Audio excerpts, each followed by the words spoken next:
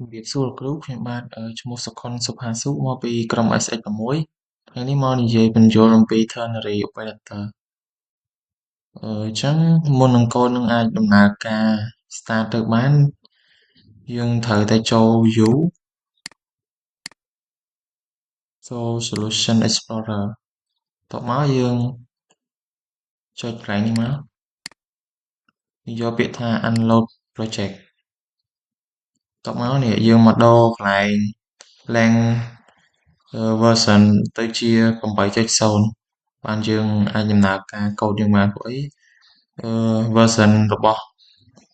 Visual ហ្នឹងវានៅទាបពេកអញ្ចឹងយើងត្រូវតែដូរវាដើម្បីអាចកូដយើងដំណើរការបានអញ្ចឹងបន្ទាប់មកយើង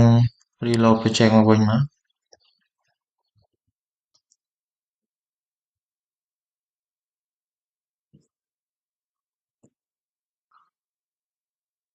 នេះអញ្ចឹងយើងចូលមកដល់ជំហាននៃការពន្យល់កូដរបស់យើងកន្លែងនេះដែល object data ហ្នឹងវាជាប្រភេទvariable ដែល object ហ្នឹងវាអាចទុកទិន្នន័យគ្រប់ប្រភេទបានហើយ data នេះយើងគ្រាន់តែបង្កើតឈ្មោះវាមក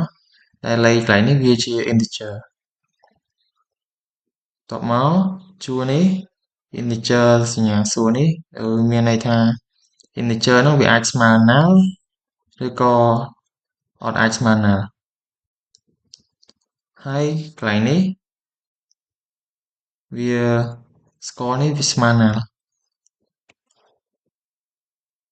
ហើយវាអាចស្មើ null អញ្ចឹងវាអត់ទាន់មានតម្លៃបន្ទាប់មកជួរនេះបូលសញ្ញាសួរនេះវាមានន័យថាវាអាច true false ឬមួយក៏ none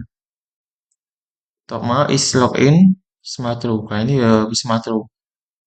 ន្ទាប់មកទៀតជួរនេះ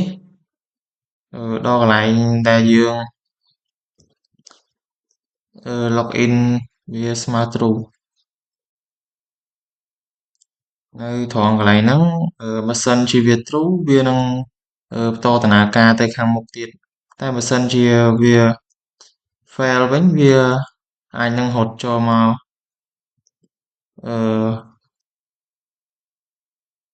នេះបើសិនជាវា fail វាអាចនឹងរត់ចូលមកនេះ login required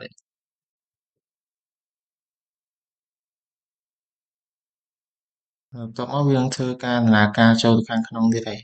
តែកន្លែងនេះយើងពិនិត្យមើល data វាជា integer អញ្ចឹង integer ខាងលើនេះវាស្មើតម្លៃ100ដូច្នេះវាពិតបន្ទាប់មកយើងមកមើលកន្លែងនេះវិញ score សញ្ញាសួរ2នេះមានលេខ60កន្លែងហ្នឹងវាចង់បញ្ជាក់ថាបើ score មិន null ទេវាអាច score ហ្នឹងអាចប្រើបានតែបើ score null score ហ្នឹងយកលេខ60បើកន្លែងហ្នឹងបើវាអត់ null ទេវាអាចយកលេខផ្សេងបានអញ្ចឹងលទ្ធផលរបស់វាគឺ score ស្មើ null ស្មើ60បន្ទាប់មកយើងចូលចំណុចមួយទៀត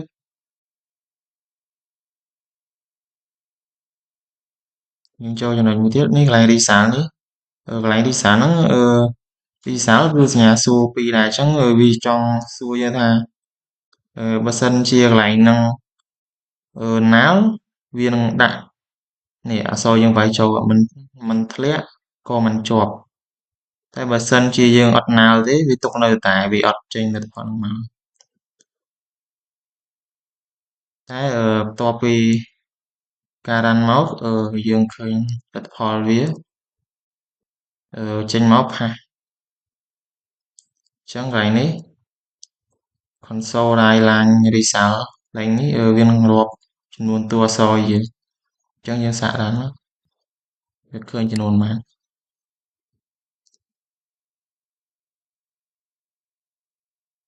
នេះបន្ទាប់ពីយើង run មក